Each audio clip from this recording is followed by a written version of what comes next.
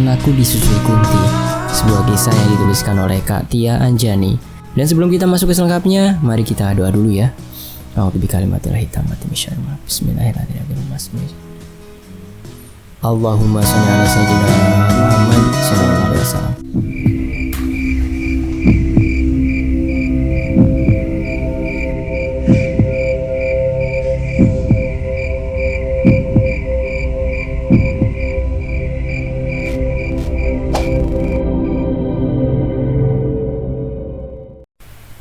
Aku terduduk lemas mendengarkan cerita kedua anakku dari rekaman ponsel Mbak Susi.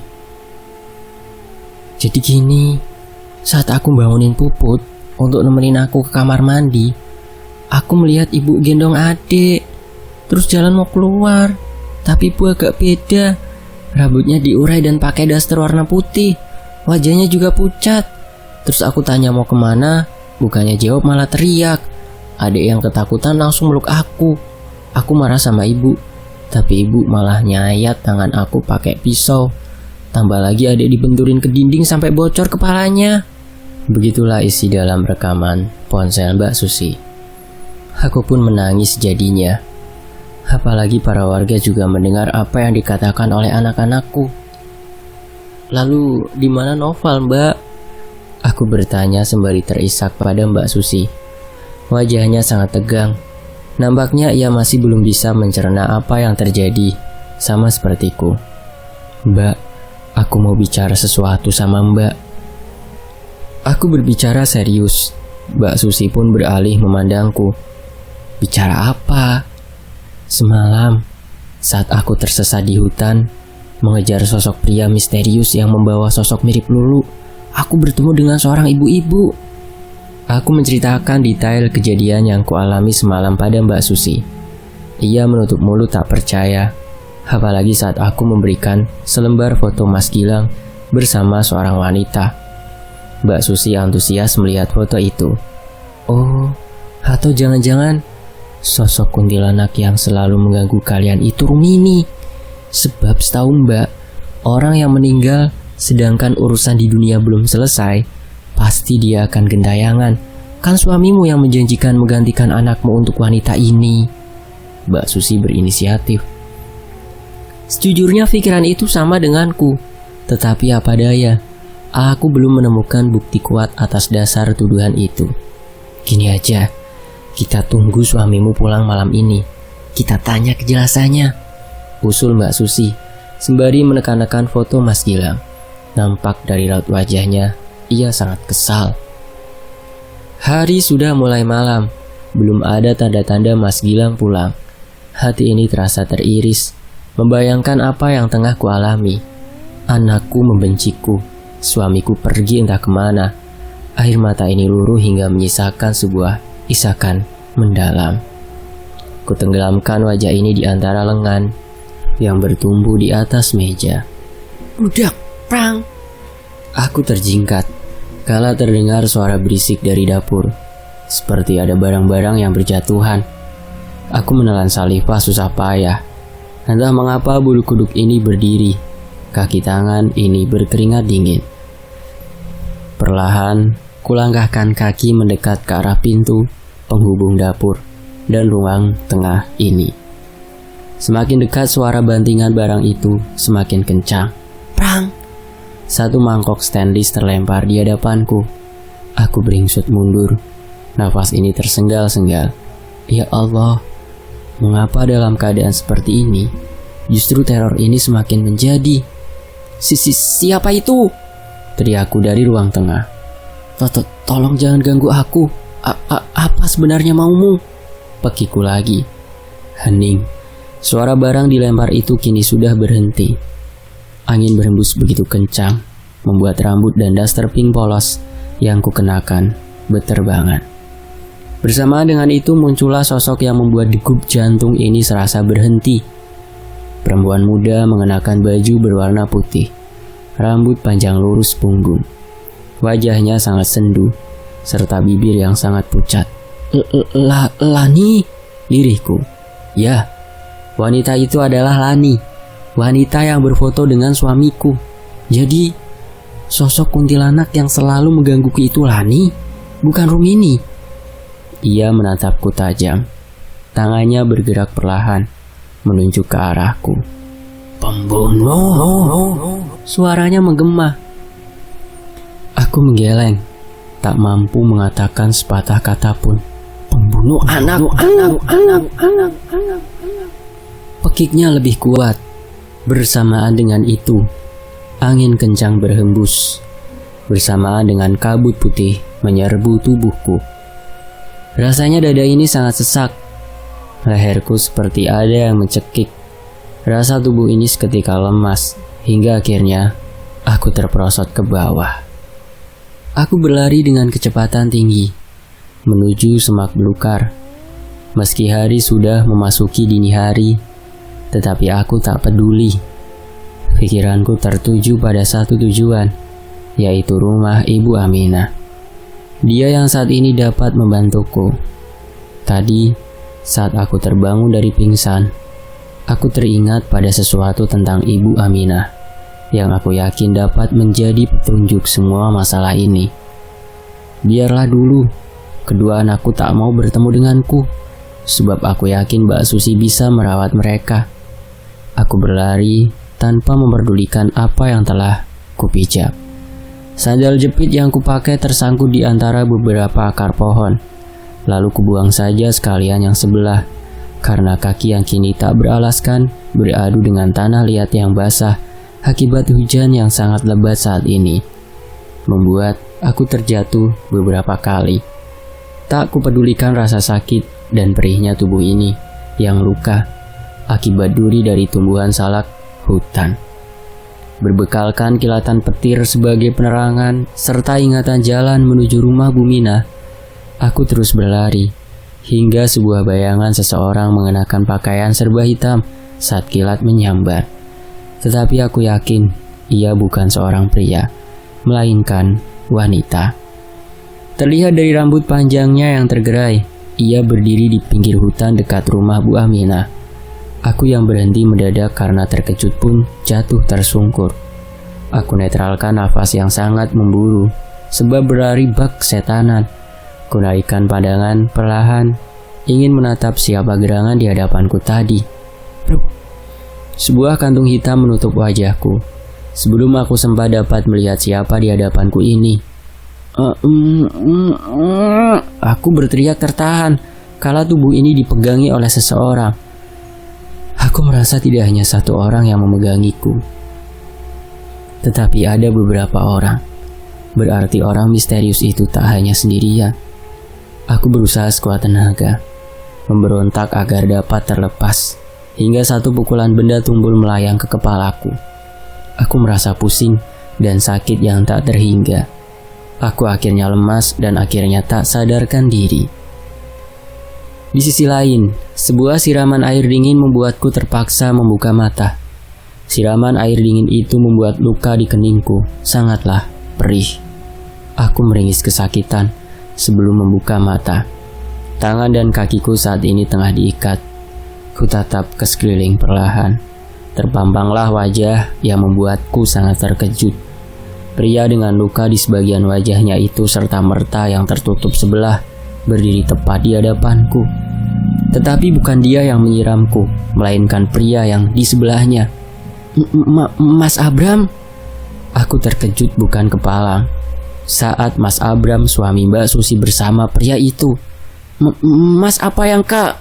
Ucapanku terhenti kala dengan sigap tangan Mas Abram menyumpal mulutku.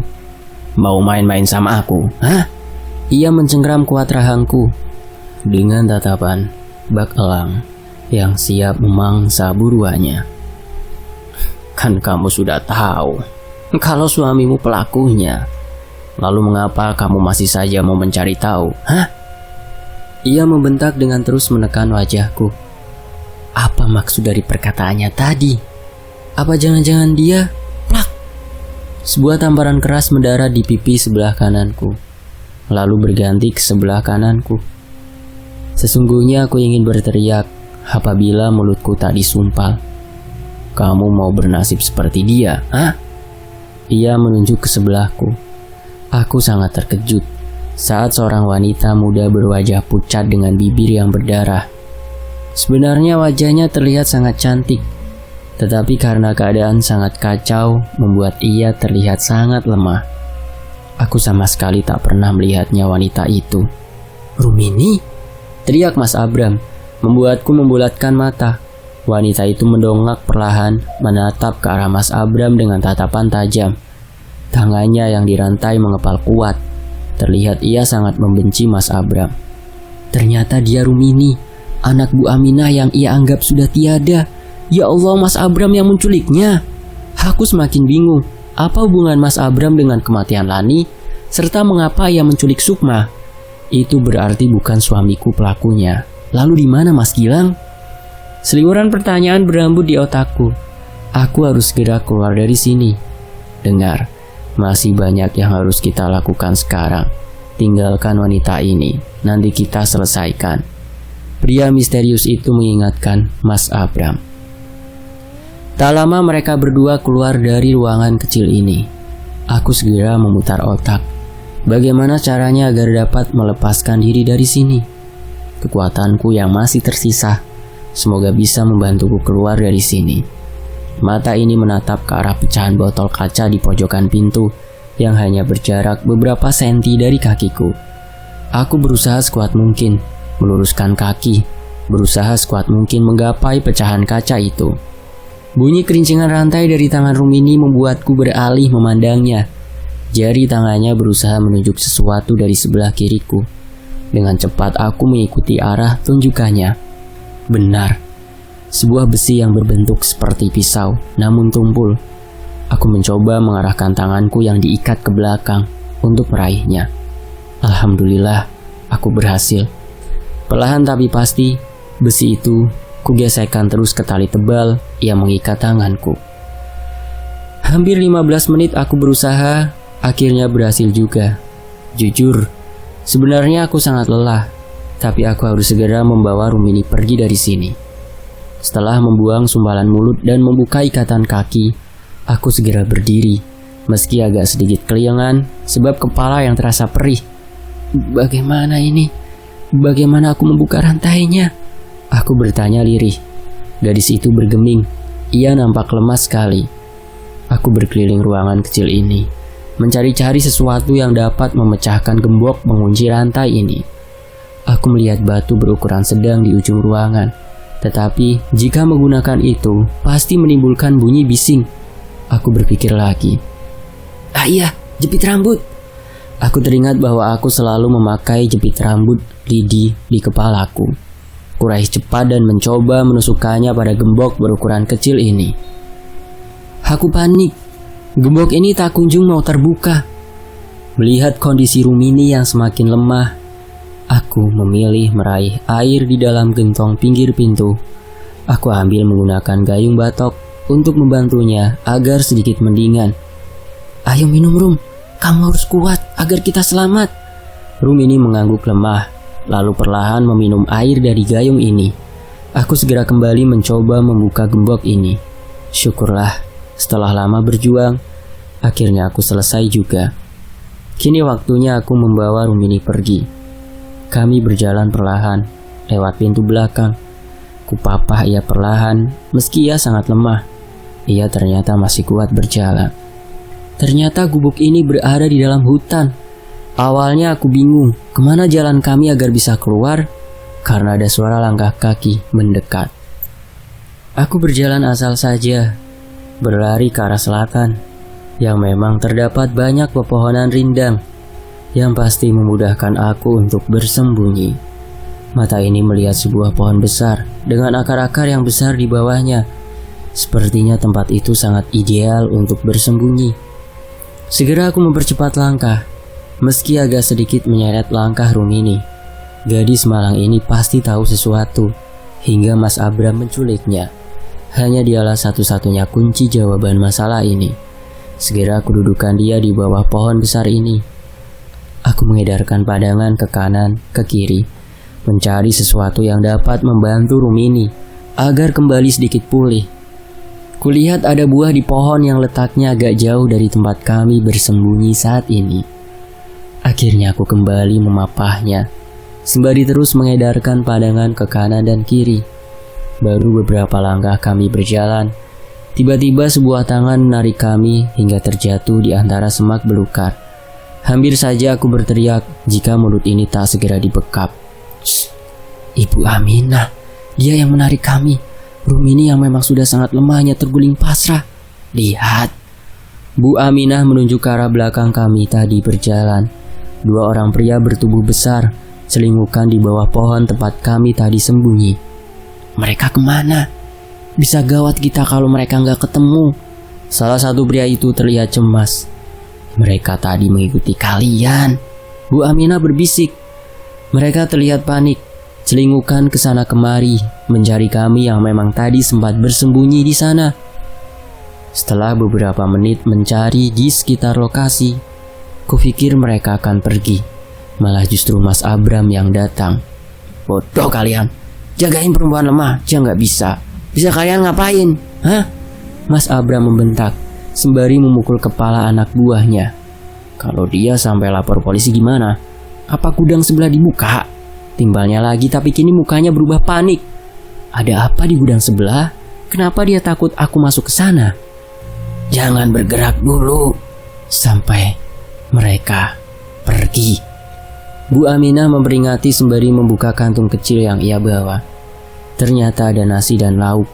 Aku masih penasaran, bagaimana dia tahu lokasi kami. Ia mengeluarkan bekal dan menyuapi anaknya perlahan.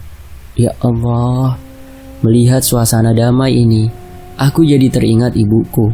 Aku rindu padanya. Rumini perlahan menelan nasi dari suapan tangan ibunya, mengisi tenaganya agar mampu berjalan atau berbicara. Setelah beberapa menit, akhirnya mereka pergi. Kami mulai bisa bernafas lega. Setelah perjuangan panjang, akhirnya kami kembali melanjutkan perjalanan. Bu Aminah menggendong belakang Rumini, sebab keadaan Rumini memang memprihatinkan. Tubuh kecil Rumini memudahkan Bu Aminah menggendongnya. Sungguh tak ada kasih sayang melebihi kasih seorang ibu pada anaknya. Berkali-kali kulihat Bu Aminah menciumi pipi Rumini dengan air mata yang bercucuran sebelum menggendongnya. Raut wajah bahagia terlihat jelas di wajahnya. Mengetahui kenyataan bahwa ternyata anak semata wayangnya masih hidup. Jujur, awal bertemu dengannya dulu, kupikir dia adalah dalang di balik semua ini. Saat kutemukan foto bayi di samping buku harian Rumini, aku sangat tahu jika foto bayi yang masih hitam putih itu adalah foto Noval saat ia baru lahir. Awalnya aku ingin bertanya dengannya, tetapi waktunya belum tepat. Matahari bersinar semakin tinggi. Kami yang kelelahan akhirnya memutuskan berhenti sejenak. Rasa pegal mengalahkan rasa was-was akan ketahuan anak buah Mas Abram yang sudah pasti berkeliaran mencari kami. "Kita mau kemana, Bu?" Aku bertanya dengan nafas tersenggal-senggal. "Kita ke rumah persembunyian saya. Rumah salah satu warga yang ditinggalkan. Sebenarnya itu rumah saudara saya, tetapi ia sudah lama pergi." Ia menjawab tanpa melihat ke arahku, sibuk membersihkan wajah putrinya yang memang sangat kusam. Kami sudah berada di sebuah perkebunan kopi. Sepertinya kebun ini lama tak terawat. Terlihat dari semak belukar yang menjulang tinggi dan beberapa pepohonan hutan yang mulai tumbuh. Ditambah rasanya tempat ini sangat asing, seperti bukan dari desa yang kutinggali.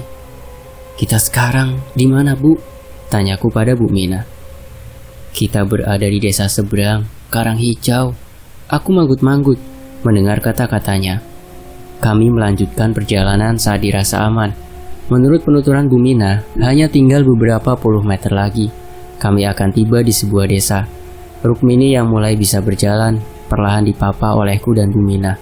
Sekali-kali Bu Mina akan menggendongnya saat dirasa Rumini sudah mulai terlihat lelah. Di sepanjang perjalanan hatiku terus meronta. Bayangan akan ditangkap kembali dengan anak buah Mas Abram, membuatku waspada. Mata ini tak henti-hentinya melihat kanan dan kiri. Bukan hanya anak buah Mas Abram saja yang membuatku takut, tetapi juga suasana di sekitar perkebunan yang sudah hampir menjadi sangkar ini. Meski baru lewat tengah hari, suasana sudah terasa mencekam. Matahari yang tertutup oleh awan hitam serta suara guntur yang mulai lirih terdengar. Setelah beberapa menit, akhirnya kami tiba di desa yang dimaksud Muminah. Aku hampir tercengang saat melihat keadaan desa ini.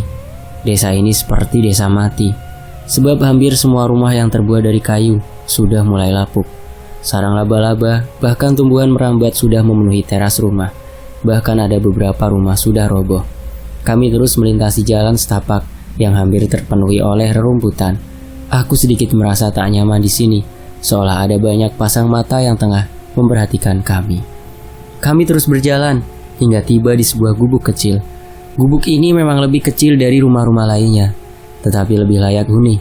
"Ayo masuk," ajak Muminah. Setelah mendudukkan Rumini di bangku rotan depan rumah, ia lalu kembali memapah putri semata wayangnya itu. Aroma tanah bercampur dengan bau amis menyeruak. Ketika aku baru saja beberapa langkah masuk ke dalam, bulu kuduk tiba-tiba berdiri. Entah mengapa aku merasa ada yang tak beres di sini. "Sebaiknya kamu mandi dulu," Bu Aminah memberi saran setelah menidurkan Rumini di dalam kamar yang hanya tertutup kain lusuh. "Ibu sudah lama tahu tempat ini. Lagi ibu bilang kemarin ini tempat persembunyian, bukan?" "Maksudnya?" Ya, bertubi pertanyaan kulontarkan, sebab memang sedari tadi sudah kupendam. "Sudahlah, nanti saja aku ceritakan. Sekarang sebaiknya kamu istirahat." Bu Aminah nampak menyembunyikan sesuatu. Terlihat dari wajahnya yang berubah panik. Aku ikut saja karena memang rasanya tubuhku ini sudah sangat lengket. Baru langkah kaki ini akan berjalan ke belakang, selintas bayangan sosok wanita bergaun putih dari arah kamar utama menghentikan langkahku. Aku agak terkejut hingga memegangi dadaku. Pasalnya tak ada yang berbaju putih di antara kami bertiga. Sedangkan di sini memang hanya ada kami bertiga. Lantas siapa wanita itu? Dengan dada yang bergemuruh, aku mencoba memberanikan diri melihat ke arah perginya wanita tadi. Baru saja akan kubuka tirai yang menjadi penutup pintu ini, tiba-tiba tepukan di pundakku membuatku terkejut. "Kok malah ke kamar?" tanya Bu Mina dengan dahi mengernyit. Bu, saya tadi lihat seseorang lewat di sini." Aku gugup hingga berucap terbata-bata. "Halusinasi kamu. Gak ada siapa-siapa di sini." Aku tersenyum kikuk hingga akhirnya memilih pergi ke kamar mandi saja. Agak terkejut juga aku. Ternyata letak kamar mandi ada di belakang rumah. Sebuah sumur dengan bilik kecil di dekatnya. Aku menelan salihwa susah payah kala mendengar suara seseorang. Sukma, tolong aku. Mereka jahat, jangan percaya dengan mereka. Sukma." Suara itu pelan, mendayu-dayu seolah mendekat dan menjauh terbawa oleh angin yang berhembus. Kaki dan tangan ini gemetar kala mendengar suara halus perempuan itu. Aku tak kenal dengan suaranya, tetapi ia terdengar sangat kesakitan. "Kamu kenapa, Nak Sukma?" Terdengar suara Bu Aminah dari belakang. Aku segera berbalik badan.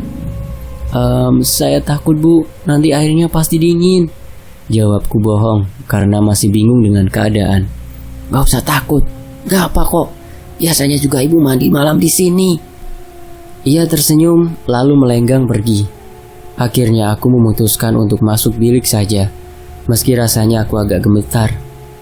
Angin berhembus begitu kuat, menjadi bumbu untuk lengkapnya hawa dingin yang membuat aku takut menyentuh air. Rasanya bulu kuduk ini meremang. Pori-pori terbuka, membuat diri ini semakin enggan mengguyur tubuh. Dengan gerakan perlahan tangan ini mulai menyentuh gayung dan menuangkan air di atas tubuh. Siraman demi siraman akhirnya telah selesai aku lakukan. Meski hanya sekedar membasahi tubuh saja tanpa menggosoknya, sebab tak ada sabun atau alat pembersih lainnya di sini kecuali air. Bahkan warna airnya pun tak seberapa jernih, tetapi untungnya tak berbau. Setelah selesai, aku segera keluar dengan lilitan handuk di tubuhku. Tiba-tiba leher ini seperti ada yang meniup. Anak rambutku beterbangan, padahal tak ada angin di sekitar. Bulu kuduk meremang, bahkan tangan ini juga ikut merinding. Bergegas aku berlari masuk dan menutup pintu rapat. Aku dikejutkan dengan sosok perempuan yang berdiri tepat di hadapanku. Rambut panjangnya menutupi pipi kanan dan kirinya. Rumini, kamu ngapain berdiri di situ?" Aku berucap terbata-bata, terkejut dengan kehadirannya. "Pulanglah, Selamatkan anak-anakmu, mereka dalam bahaya. Suaranya lantang seperti bukan Rumini. Maksud kamu? Mereka jahat, Sukma. Mereka ingin membunuhmu. Pulanglah sebelum nasibmu seperti diriku.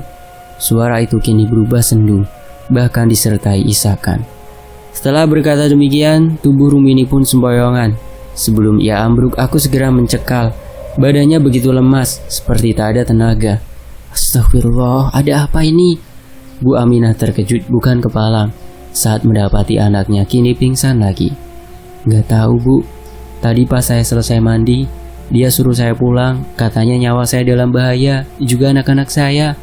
Raut wajah Bu Aminah seketika berubah. Ayo bantu saya.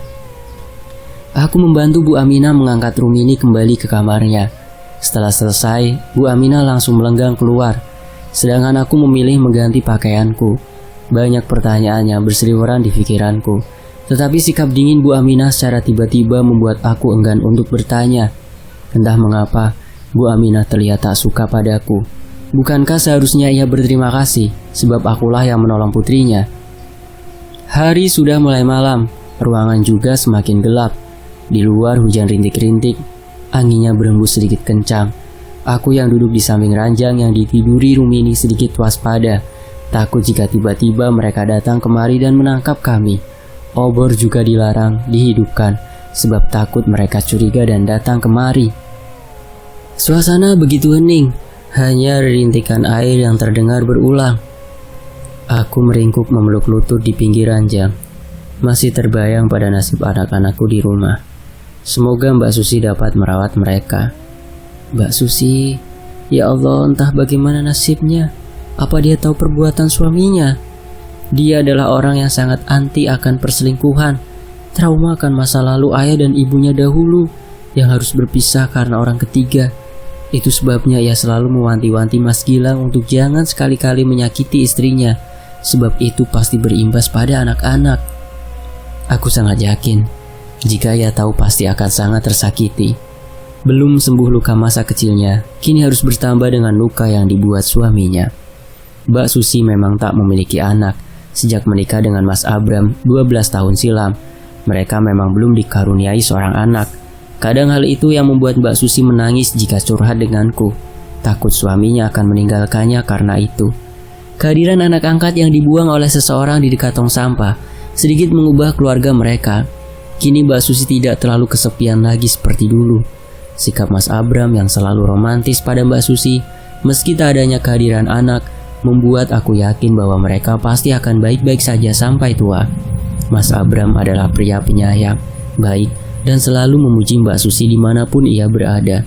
Bahkan mereka berencana berangkat umroh tahun ini untuk mendekatkan diri dan memperkuat hubungan mereka.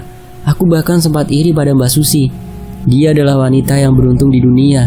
Suaminya mampu menerima segala kekurangannya. Bukan berarti aku tidak. Mas Gilang juga sama. Tetapi Mas Gilang jarang bercanda denganku saat berada di rumah. Berbeda dengan Mas Abram, ia bahkan setiap minggu sekali selalu menyempatkan diri berlibur dengan anak dan istrinya. Sedangkan Mas Gilang, dia memilih bermain game dan nongkrong bersama teman-temannya. Namun siapa sangka, di balik itu semua, ternyata sikap Mas Abram lebih menjijikan dari suamiku. Duar, tiba-tiba petir menyambar sebuah pohon di depan gubuk, menyebabkan pohon itu tumbang. Guntur juga sangat nyaring terdengar, membuat aku tak bisa memejamkan mata. Kilat cahaya petir menampakkan sesosok perempuan berdiri di balik tirai penutup pintu. Ia mengenakan dress panjang dengan rambut yang berkibar-kibar terpapar angin. Aku menelan salih susah payah. Siapa itu? Tak mungkin Bu Aminah. Ia selalu mengenakan jarik untuk roknya, serta baju kebaya kutu baru zaman lama. Rambutnya pun selalu ia gelung. Tak mungkin juga Rumini. Gadis malang itu tengah tertidur pulas di sampingku. Aku memilih tidur saja. Aku tak mau mencari tahu, takut akan kejadian malam itu saat Lani menunjukkan wujud aslinya. Naas sekali, justru sebuah bisikan tepat di telingaku membuat aku menangis sesenggukan. Sukma, Sukma, mereka jahat. Sukma, tolong, sakit sekali. Suara itu terus berulang, hingga membuat aku berhasil menangis. Siapa yang ia maksud mereka? Suaranya terdengar sangat pilu, diiringi dengan isakan yang membuat siapapun yang mendengar akan menangis. seperti ia memang tengah begitu sangat kesakitan. Ya Allah, sebenarnya apa yang terjadi pada Lani?